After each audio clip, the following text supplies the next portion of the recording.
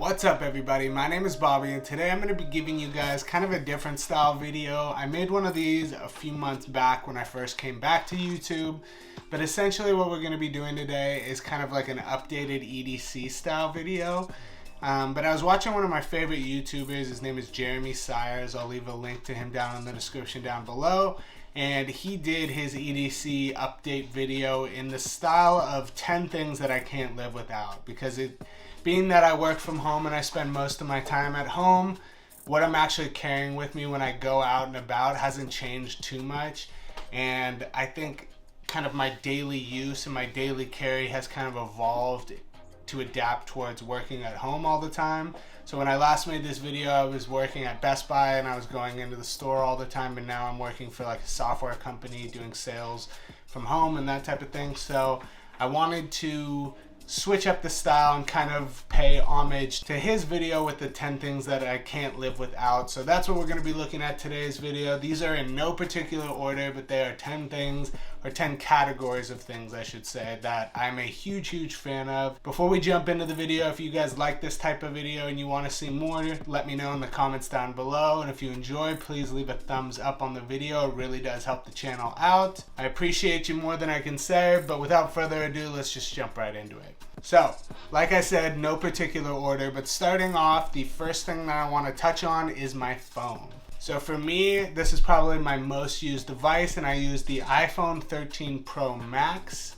I have the 256 gig capacity because I find that with the iCloud storage mixed with the phone storage, even though my camera rolls over 100,000 photos, being that it's optimized between the two, I find that that's kind of like the perfect sweet spot of storage for me. I have it in the silver color, but the case that I have on it is actually the Nomad Modern case, and it's going to be in the English tan color, which is one of my more recent videos. If you are interested in learning more about the case, I'll leave a link down below, but this was kind of like a limited edition color drop that they did. From what I can see, it is sold out at the moment, so you may be out of luck if you enjoy this color, but maybe if you tweet at them, they'll bring it back. I don't know. But anyway, love this case. It ages really well with time. This is only like 1 month's worth of patina, and as you can see, it looks pretty insane. So I'm definitely a fan of it. You know, even though this color may not be available, they have their traditional brown color that I think is phenomenal as well, and I have that guy and use it a lot as well. So highly recommend Nomad. Obviously recommend the iPhone. You know, what am I gonna show you, an Android phone? No. So that's kind of my like phone carry, if you will. Okay, moving on to number 2 is going to be my laptop of choice, and that is going to be the M1 Pro MacBook Pro 14-inch. So that's the most recent MacBook Pro that Apple released. There's kind of 2 different versions of it. There's the M1 Pro, and then there's the M1 Max. I think I said that right. I got the version with the M1 Pro, you know, for my Final Cut editing and just kind of the not super intensive workflow that I have, but still more than, you know, probably somebody who doesn't make any videos. I think it was the perfect computer for me. I also do all my work off of it, and it's super seamless. It's able to handle anything that I throw at it. So for me, I think it's a no-brainer, but huge fan of it. I also rock the Andar helm case. I believe that's what it's called. I just did a review of it, so if it's not up already, it should be up soon. But yeah, so it's like a Andar leather case that I think is really nice, and it, you know, looks great on the computer, and it's just a really nice pairing. Overall, I'm a big fan. Moving on to category number 3, that's going to be my kind of tech health wearable. So it's kind of like a jumbled up category, but essentially there's 2 devices that I wear all the time, every single day, and that's going to be my Apple Watch, which is the stainless steel Series 7 with the Apple stainless steel link bracelet. I've been rocking this consistently since it came out, and I feel like the combo between the 2 is just super classy, and it looks really nice. It is pretty pricey, and you're paying a bunch extra just because shiny. But other than that, I think it's like, you know, a pretty awesome wearable, especially if you do any sort of physical activity just from working out. It's really good for that. And there's a whole bunch of other data that it collects, and I think, you know, looking back when I'm 40 or something like that, and I'm able to look back at how my body has been holding up over the course of the last like 20 years, I think it's going to be pretty insane to have all that data all in one place. So for me, Big fan of the Apple Watch. The other one is going to be the Oura Ring, because if there was any category that the Apple Watch was lacking in, I think that's going to be in sleep tracking, and that's one thing that the Oura Ring absolutely excels at. So I'm a big fan of just pairing up this combo. I have them both in the stainless steel color, and I think, you know, that's kind of the theme that I've been trying to go for, is like brown leather and stainless steel. I really like the way those two look. But yeah, if you want to see my review on the watch, that'll be linked below. If you want to see my review on the Oura Ring, that'll also be linked below. I go into a lot more detail, but those are kind of my two health wearables that I wear. I guess you could kind of throw this into the mix. It's not really like a health wearable, but it's something I do wear every day. It's going to be this David Yurman kind of like mini dog tag necklace, essentially. It's something my fiance gave me for Christmas. I love it. I think it looks super dope. And then I put like a stainless steel chain on it. I also have a black one, but the black one I have is kind of cheap and crappy, and it just doesn't really work. So for me, I have like the stainless steel chain with the David Yurman dog tag thing. But yeah, those are kind of my wearables. All right, moving on to number 4 is kind of my overall entertainment setup. So being that I used to work at Best Buy, I have a very thorough, deep appreciation for high quality TVs, along with video games as well. I'm a big fan of just kind of all that stuff. And so for my TV, I have a LG B10 OLED, and so this was something I got a while back, but OLED TVs, you can't go wrong with it. They're the best in the business at the moment. And then as far as like the speakers I have like a full Sonos surround sound. So I have like the Sonos Arc soundbar, 2 Play Ones on the right and the left, and then a subwoofer. And that's kind of like in my living room area. But that combo as a whole is like the perfect mix between like convenience and not having to run speaker wire all over the place, and just a really solid Dolby Atmos audio surround sound system. So it is pretty pricey. Sonos is kind of like the Apple of audio gear in my opinion. It just works well, it's consistent, it looks good, and it integrates well with all the stuff that I personally have. So I'm a big fan of it. So Sonos is phenomenal. If you haven't heard of them, definitely check it out. And then as far as like the video game stuff that I have, like the 2 consoles I use all the time are my PS5 and my OLED Switch. So depending on whatever it is that I'm playing at the time, I bounce back and forth between those two.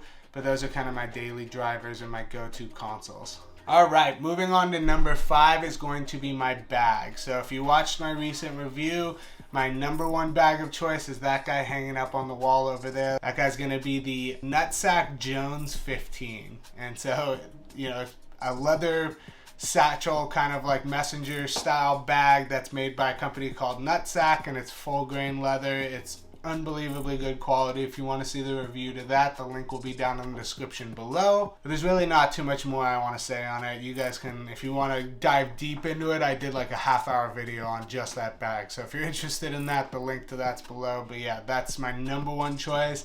And then when it comes to a backpack, it's going to be the same backpack that I had in my previous video that I did like this. And that's going to be the Peak Design Everyday Carry Bag in the 30-liter size. Best backpack in the business in my opinion, but I'm kind of trying to migrate from carrying everything that I own, which that bag can hold, to having a more, you know, refined carry and stuff that like I actually use regularly, and I'm not carrying extra stuff that is kind of just in case. I'm trying to move away from that just because that was something that I've done my entire life and I don't really see a need for. So that's the bag of choice. Moving on to number 6. So number 6 is going to be my wallet choice. Now, as far as wallets go, this is probably one of the most switched up items in my carry. I constantly am trying out new things and bouncing back and forth.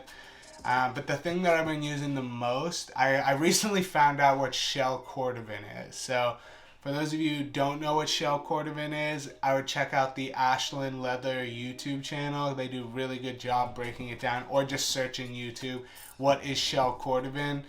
Kind of, you know, a little synopsis is it's basically the rarest, nicest version of leather that you can get, and it's so nice, the quality of it, and it's very unique in some of its characteristics. But the wallet I have is in the natural shell cordovan color, and it's one of Ashland Leather's signature designs, I believe. I forget exactly which one it is. I'll leave it on the screen below. It's a specific name that I can't remember. But as far as the wallet goes, There's a lot of things I really love about it. There's a couple that, like, you know, I could do without, but the leather itself is really hard to find. Like, hard to find a really good wallet maker that uses shell cordovan. So Ashland was kind of one of the go-to places. I think if you search shell cordovan on YouTube, probably like this dude dominates like 95% of the videos that exist on YouTube about this specific type of leather. It's a very niche thing, and I think he's found his niche and kind of cornered that market as far as like information goes. So I picked up one of their wallets, and I think it's phenomenal. I've been trying that guy out for a little while now, so I'll leave a link down to them below. And then whenever I'm not trying to carry a full wallet, I usually rock like a MagSafe wallet that attaches to the back of my phone. And I recently picked up one from Caseify that is actually a collaboration with Billionaire Boys Club. So I don't know if any of you, I'm 28 years old, so I'm getting up there in age, but when I was younger, Billionaire Boys Club was like the coolest brand ever, and they made a ton of cool stuff, like ice cream and like all the cool designs and brand stuff that they made. They recently did a collaboration with Caseify, and there's like a MagSafe wallet that has one of their signature prints on it. And just for nostalgic purposes, I had to pick it up. It was only like 40 bucks or something like that. So this has been my go-to MagSafe wallet of choice just because it brings back good memories. And I don't use a MagSafe wallet that often because I like carrying my, you know, fancy shell cordovan wallet. But all that aside, those are kind of the options. I'll leave them down in the description below. Now, number 7 is going to be my jeans. So I am, you know, also, as much as I'm into all these other weird little niche things that I've talked about, I'm also very into high quality denim. So I, you know, in the last 2 years or so, I've dove down the raw selvage denim rabbit hole and found like, you know, that whole subculture and gotten really into it. If you don't know that that subculture exists, it gets pretty insane how crazy people get. Essentially, I really like raw denim, which means that when they make the denim in the factory and they dye it that deep indigo blue, they actually don't wash off any of the dye and they leave it completely untreated after that. So as you're wearing the jeans after you get them, they start to develop a really unique look and they fade and kind of adjust to the things that you carry on a daily basis. And so they end up giving you this like lighter color jean over the course of time, but the fades that you get on it that normally are already put on the jeans when you buy them from the store, they're actually like specific to what it is that you carry and how you work and how you do day-to-day life wearing those jeans. So I'm a big fan too of the selvage aspect, which is just kind of the method of manufacturing the denim, which just makes it significantly more sturdy. So kind of the whole subculture of buying one nice pair of denims that lasts you a long, long time, and that whole time that you're using them, they're kind of fading and adjusting to whatever it is that you do. I really found that appealing. The brand that I currently really like is Naked and Famous, and they have a couple different models. I personally wear like the weird guy cut, and they have some other cuts too, so you can check out their website. And I have 2 pairs that I rock from them all the time. One of them is like raw selvage, so it's going to be in that blue color, and I've been wearing them for almost a year now, and they're starting to get a pretty crazy fade. And then the other pair is one that I actually just got for Christmas a few months ago, and that's going to be a pair of black selvage denim. So the purpose of those ones is not to fade them, in my opinion. I don't want to have those guys kind of adjust and fade to how it is that I wear them. I really just got them for the quality aspect of it, so that selvage denim feel, just where it's, you know, they are pretty stiff when you first wear them, but as you break them in, they become the most comfortable pair of jeans that I've ever personally owned. So that's kind of the jean aspect. Now, moving on to the water bottle. So I have 2 water bottles, again, that I bounce back and forth between. One of them is this bottle right here, which is the Memo bottle. And so this is like a flat style water bottle. I get comments every single time I pull this out that it looks like some sort of tequila bottle, or it looks like some sort of flask or things of those nature.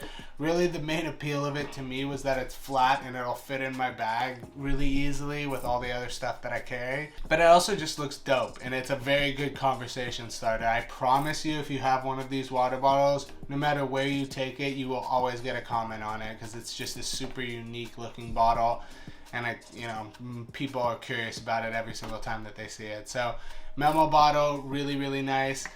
Not the sturdiest quality plastic though, in my opinion. I had one of these before and I dropped it just from like standing height and the plastic cracked and I had to get a new one, so that's something to beware. The other bottle that I carry all the time is one by Swell, and it's actually a Swell collaboration with Apple that I got at Apple's company store when I was visiting my family in the Bay Area. I ran over to the company store and I just picked up one of their water bottles because it's stainless steel and it matches all my other stuff, and then on top of that it has a little Apple logo on it, so why not? Moving on to number 9 is my preferred shoes. You know, I used to be super into sneakers. I had every single type of sneaker. I would, you know, try to get drops and I would be flipping sneakers, and then I worked at Vans for a while and I was getting 75% off for being like a top seller at my store, so I was like leaving every shift with a new pair of shoes. I basically accumulated so many pairs of shoes that I never wore, and I kind of grew past all of them, so I got rid of most of them. And these days, I pretty much only rock one type of shoe, and that's going to be the Chuck 70. Now, the nice thing about the Chuck 70 is I feel like it's such a classic silhouette and it looks so dope, and it's pretty good quality. It's much nicer quality than your traditional Chuck Taylor. But on top of that, they also do a lot of really cool collabs, so it still lets me kind of grasp onto certain aspects of that sneaker culture that I do love, or I did love quite a bit, but at the same time I'm not having to like go super crazy on any of these shoes. And on top of that, it's a little bit more niche, so I feel like things are easier to get. It's a little bit more, you know, subtle, so like when people see it, if they know it, they kind of trip out, they think it's dope, and then if they don't know it, it is what it is. The most recent one that I got is this kind of collaboration with Rick Owen, who's like a designer, and they're just crazy looking. The tongue is super long on them. I think they're called like the Dark Stars or something like that, but it's like a classic Chuck 70 that has a super crazy tongue on it and kind of like some unique blocking. It looks cool. I also have like the Comme des Garçons, the Fear of God. Like there's all these different collaborations that I have that are all Chuck 70s. But as a whole, I think it's like the best silhouette. I also have a ton of the just regular ones. And yeah, I recommend you check them out. Now, last but not least is my headphones of choice. So my number one headphones that I use every single day, all the time, are the AirPod Pros. I have them in a Nomad case that I've been rocking for over a year, and the patina is absolutely insane on those guys. The quality of them, because I use them so much, I have actually had to get them fixed at the Apple store and swapped out like twice now over the course of like 2.5 years. Or 2 years maybe it's a little, I don't know, somewhere in that range. But I did get Apple Care on them for $30, and I highly recommend you get Apple Care as well, because it'll save you so much money if you plan on having these for the long haul. It's just the nature of it. They are gonna break. I mean, they're not the nicest quality in the world, so that extra $30 will save you hundreds later. I highly recommend you get Apple Care on your AirPods. And then if I'm trying to really step up what I'm listening to and get some like insane noise cancellation or just insane audio quality, my go-to headphones are going to be the Sony Mark IVs. I think it's like WH-1000 XM4s. I just call them the Mark IVs.